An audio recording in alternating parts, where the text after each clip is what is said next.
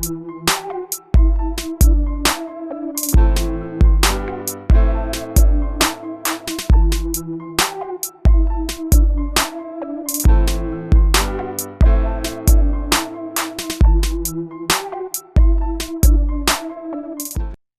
ku Projan tuba tunyumyamuko nga wetambuza embeera ya coronavirus nga tubawa amawulire agatambula mu ggwanga ku social media buli wamu nga tunyumyamuko. Naye olunaku olwaleero omukyala amanyiddwa Catherine Kusasira ayina ekintu kyakoze ekyenjawulo. Abantu baffe ab'e Dubai munzikirize mbatumireko, Saudi Arabia, Qatar, Oman, mwebale nnyo okubeera ku Projan Media TV, tubebaza.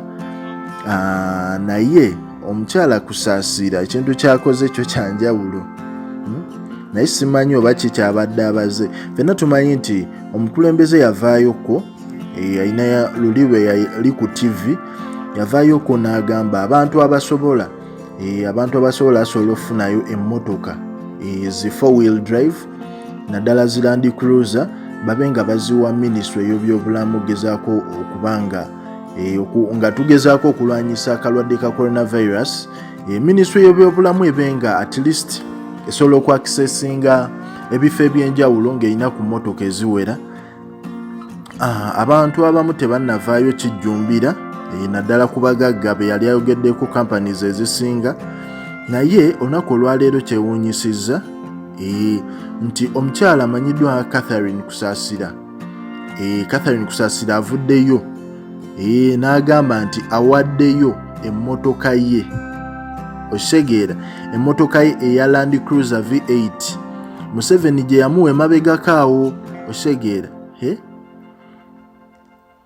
awaddeyo emmotoka ye ya V8 era Kusasira era yeeyongeddeyo n'aba nga partnerinze n'aba Hill Water n'adonatinga boxes